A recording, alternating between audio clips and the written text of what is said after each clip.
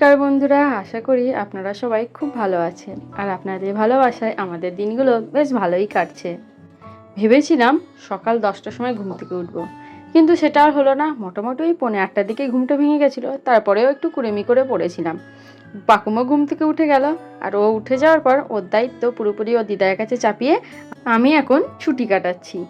দিদা ওকে পেট ভর্তি করে খাইয়ে দিয়েছে, এখন নিজের মতো খেলা করছে। আর মুখটা দেখুন, পুরো হনুমানের মতো লাগছে। যাই হোক, পাকুম তো দিদার কাছেই আছে, সেই সুযোগে আমি একটু স্নানটা সেরে নিই।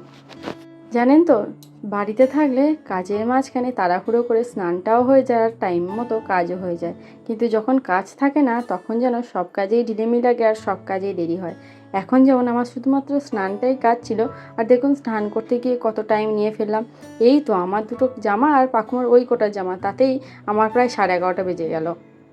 কাল রাতে ওই সব ফাস্ট ফুড খাওয়ার পর যে ভাতটা ছিল সেটা পুরোটাই থেকে গেছিলো। সকালে মাকে বললাম অন্য কিছু করতে হবে না, ভাতটা জল দেওয়া রাখা আছে না, ওই ঠান্ডা ভাতটার সাথে একটু গরম গরম আলু ভাজা ভেজে দাও, তাহলেই দেখো খেতে দারুণ লাগবে।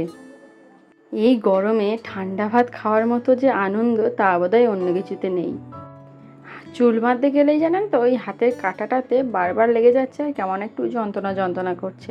আর এই দেখুন না, পুরোনো যে আয়নাটা রাখা আছে, পাকুম চেয়ারে বসে খেলা করতে করতে নিজেকে দেখতে পেয়ে ব্যাস বারবার ওই আয়নার দিকে মুখ বাড়াচ্ছে। জানেন তো, এই বাড়িটা কিন্তু আমাদের নিজেদের বাড়ি নয়, আমাদের নিজেদের দেশের বাড়ি হচ্ছে ক্যানিংয়ের ওই দিকে। আর এই বাড়িটাই আমরা অনেক ছোটোবেলা থেকে আছি। আমি প্রায় যখন ক্লাস 4-এ পড়তাম তখন থেকে এই বাড়িতে আর এই ঘরেই আছি। এইটা একরকম আমাদের নিজের বাড়ির মতোই হয়ে গেছে। আর এই দেখুন না, এই ছোট্ট যে হাঁসটা, এইটা আবার পাকুমের ভীষণ পছন্দ। এইটারই একটা জোড়া হলুদ রঙের আছে, সেটা তো সারাক্ষণ নিয়ে পাকুম খেলা করছে আর তাকে হাম্পু দিচ্ছে। এই দেখুন না আবার কি হয়েছে, আমরা পাকুমকে নিয়ে ঘর আটকিয়ে বসেছিলাম যাতে পাকুম বাইরে না বেরিয়ে যায়। তা করতে করতে ওর বাবাও চলে এসেছে। আর বাবা অনেকক্ষণ পর মেয়েকে দেখে যেন বিশাল আনন্দ। এই যে এখন মনে হচ্ছে না যে কত সকাল, অ্যাকচুয়ালি এখন কিন্তু বাজে 12:30। ওর বাবা অনেক সকালে বেরিয়ে গেছিলো, এতক্ষণে ফ্রি হয়েছে, তাই বাড়ি ঢোকার আগে মেয়ের সাথে দেখা করে গেল। আমি আর পাকুম এখানে থাকলে ওর বাবার যতই দেরি হোক না কেন, একবার অন্তত এসে আমাদের সাথে দিনের বেলায় দেখা করে তারপর বাড়ি যাবে। এইদিকে বাবা আর মেয়ে খুনসুটি করতে করতে ড্রেসিং টেবিলের কাছে গেল, আর বদমাইশটা কেমন দেখুন একটার পর একটা জিনিস নিয়ে ছড়াচ্ছে। একটা এটা নিচ্ছে, সেটা ফেলে দিয়ে আবার একটা নিচ্ছে। বাড়িতে ঠিক আমার ড্রেসিং টেবিলটাই যেমন করে।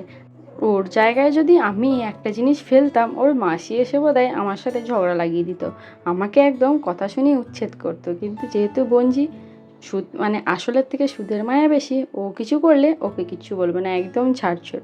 এইসব বদমাইশি করতে করতে আজকে ওর মাসি রিমুভারটাই ভেঙে দিয়েছে। কিন্তু মাসি এসে আগে জিজ্ঞাসা করলো কে ভাঙলো। আমি বললাম যে আমি। তাহলে বলছে যে তুই টাকা দিবি। আর যেই বলেছি তোর বঞ্জি, বলছে তাহলে 7 গুণ মাপ, ও যদি চায় আরও 2-1টা ভাঙতেই পারে। বাবার সাথে অনেক দুষ্টুমি করেছে, এবার ওকে ভালো করে স্নান করিয়ে দিয়ে একটা জামা পরিয়ে দিলাম, দিয়ে সুন্দর করে একটা টিপ পরিয়ে বসিয়ে দিলাম। এমনিতেই দোলাও শুয়ে থাকে, আজকে ওর দিদা ওকে দেখছি দোলার মধ্যে বালিশ দিয়ে বসিয়ে দিয়েছে, আর ও চুপ করে বসে আছে। সাথেই পুতুলটার কোলে দেওয়া হয়েছে, বলা হয়েছে এই একটু কি ঘুম পাড়াতো। আর ও না ওর গায়ে নিজে নিজেই থাবড়া দিচ্ছিল।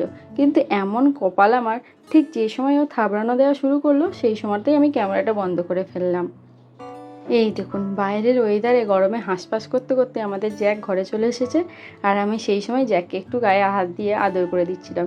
জ্যাকের লোমগুলো আগে আরও কি সুন্দর ছিল, এখন কেমন একটা উঠে উঠে গেছে। আবার ওই বাইরের ওর বন্ধু বান্ধবের সাথে মারামারি করে নিজের সারা শরীরে অনেকখানি ক্ষতবিক্ষতও করে ফেলেছে। জানি না আপনারা কোনোদিনও কোনো কুকুরের পা খেয়াল করেছেন কি না। এই কুকুরের পায়ে না, সামনের পায়ের দুটো হাতেই 5টা 5টা করে নখ থাকে, আর পেছনের পায়ের দুটো পায়েই 4টে 4টে করে নখ থাকে। আর এই জ্যাকের একটা ইউনিক ব্যাপার আছে, ওর না সামনের পা দুটোতেও 5টা 5টা করে নখ আছে, আবার পেছনের পায়েও 5টা 5টা করে নখ আছে। সাধারণত সব কুকুরের এটা দেখা যায় না। গতকাল কি কিনেছিলাম সেটা তো আর দেখানো হয়নি। প্রথমেই তো দেখলেন আমার জামাটা, আর তার সাথে পাকুমের বাবার এই একটা গেঞ্জি, আর সাথে আরও এই একটা গেঞ্জি নিয়েছি, আর একটা প্যান্ট নিয়েছি। প্রথমে অবশ্য জিন্স দেখছিল, তারপর দেখলো এই গরমে জিন্সের থেকে কটনের প্যান্টগুলো বেশি ভালো হবে। এই দেখুন না, গল্প করতে করতে পাকুমের মাসিও এইদিকে চলে এসেছে। ওর মাসি দুপুরে বাড়িতে ভাত খেতে আসে, আর ওর মাসি আসার সময় বঞ্জির জন্য কয়েকটা কলা এনেছে, আর সাথে আমি বলেছিলাম আমার খুব আইসক্রিম খেতে ইচ্ছা হচ্ছে। তাই আমার জন্য আইসক্রিমও এনে দিয়েছে। আগেও জানেন তো, যখন ওকে আমি বলতাম বোন আমার এটা খেতে ইচ্ছা হচ্ছে এনে দিবি, সে দুপুর হোক আর সন্ধে ও গিয়ে ঠিক এনে দিত।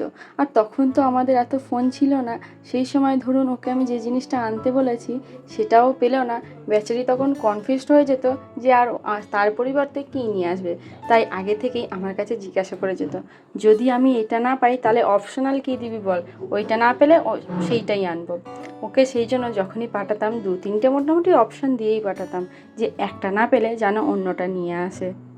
জানেন তো, এরকম অনেক দিনই হয়েছে আমি যে কটা অপশান দিয়েছি সে কটাও একটাও পাইনি, তার পরিবর্তে মনের মতো কিছু একটা এনেছে, আর তার জন্য আমার কাছে আবার বকাও খেয়েছে। এখন ভাবলে খারাপ লাগে, বেচারা কষ্ট করে যেত আবার ফিরে এসে আমার কাছে বকাও খেত।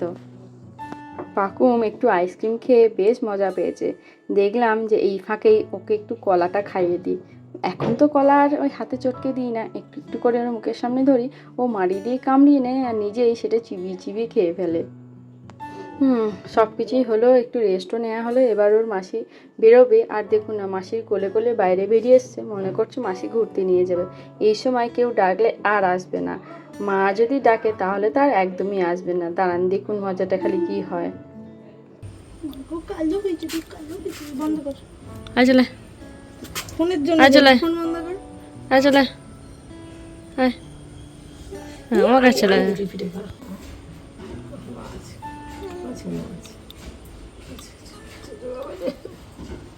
এই যে জ্যাক আবার বাইরে খানিক দুষ্টুমি করে বাড়িতে এলো রেস্ট নেওয়ার জন্য। জানেন, আজ পাকুমের দাদু অনেক দিন পর দেশের বাড়ি থেকে ফিরছে। পাকুমের মামা ভাতের পরেই ও দাদু দেশের বাড়ি চলে গেছিলো। তখন পাকুম ঠিকঠাক করে বসতেও পারতো না, এখন পাকুম ঠিকঠাক করে বসে, হামা দেয়, ছুটে বেড়ায়, এমনকি একা একা নিজের পায়ে দাঁড়ানোরও চেষ্টা করে। মা মাঝে মাঝেই যখন বাবাকে ফোন করতো, ফোনে বাবার গলার আওয়াজটা চেনাতো, আর মাঝে মাঝে ভিডিও কলেও দেখতো। এখন এতদিন পর বাবাকে দেখার পর ও না গলার আওয়াজটা ঠিক রিকগনাইজ করতে পারছিল, কিন্তু চোখে দেখে ঠিক বুঝতে পারছিল না। তাই অনেকক্ষণ দেখার পর তারপরে হাসতে হাসতে বাবার কাছে গেছিলো। বাবার কালকের জামাই ষষ্ঠী, তাই বাবা জামাইয়ের প্রিয় ট্যাঙা মাছ এনেছে। হাসি পেল না? আসলে সুমন ছোটোবেলায় চিংড়ি মাছকে ট্যাঙা মাছ বলতো। এখন প্রায় 8:30 বেজে গেছে, আর ঠাকুমাও নাতনিকে দেখে বাড়ি ফিরবে। আর আমাদের ব্লগটাও ভাবছি আজ এইটুকুই রাখবো। তাহলে বন্ধুরা, যদি ব্লগটা ভালো লেগে থাকে তাহলে কিন্তু একটু কমেন্টে জানাবেন, সাথে একটা লাইকও করে দিয়েন। আর আমাদের চ্যানেলে প্রথম এসে থাকলে আমাদের চ্যানেলটা সাবস্ক্রাইব করে আমাদের পাশে থাকার একান্ত অনুরোধ রইল। টাটা।